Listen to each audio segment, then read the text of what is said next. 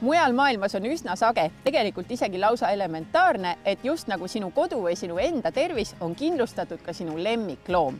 Tegelikult on ka Eestis lemmiklooma kindlustamine täiesti võimalik. Kohe uurime, kuidas seda teha saab. Tere Veiko, miks peab oma lemmiklooma kindlustama? No, kui tuua võrdlusi inimestega, siis enamikel meist on haigekassa poolt ravikindlustus, aga lemmikloomadel seda ei ole. Ja lemmikloomade puhul jääb siis looma ravikulud reeglina looma omaniku kanda.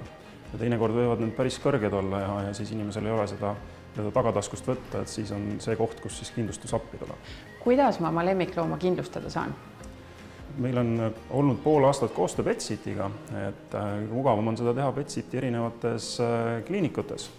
Mis tahes ajahetkel külastate Petsiti siis poodi, ostate sealt mingi toote nende tootevalikust, et siis väga mugav on ka kohe kindlustada oma looma ära seal. Kindlustus kui selline ei ole teatavasti maailma kõige odavam lõbu. Mis hinnaklassi lemmiklooma kindlustus jääb? Tegelikult hind sõltub päris paljudest nüanssidest, et näiteks looma vanus, looma tõug. Et kui me räägime sellisest kõige tüüpilisemast koeratõust, võib-olla saksa lambakoer, siis sellise paariaastase saksa lambakoera kindlustusmakse võib seal olla kuskil 16-17 € kuus. Nii et võrreldes näiteks jällegi ravikulude arvetega ei ole see üldse palju. Kasside kindlustamine on natuke odavam, sest et kasside oma olemas nad on väiksemad kui koerad ja nende raviarved on tihtilugu ikkagi väiksemad. Et kusagil 12-13 € juurde kuumakses. Keda siis täpsemalt kindlustada saab? Milliseid koeri ja kasse?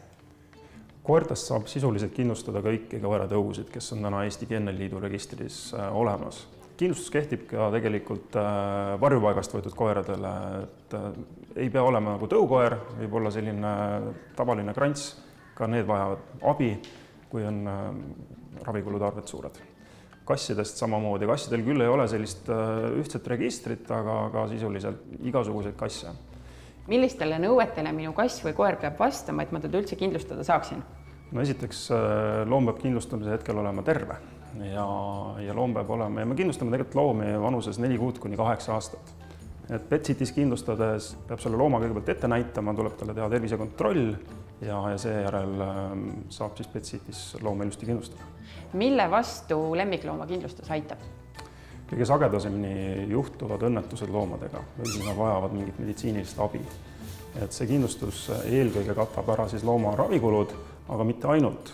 Et näiteks kui loom hammustab kedagi või teeb kahju siis kolmandale isiku varale, et siis näiteks vastutuskindlustuselt saab ka kahju korvata. Et see on selline teine peamine siis kindlustuskaitse, mida siis lemmikloomakindlustus aitab inimesel korvata.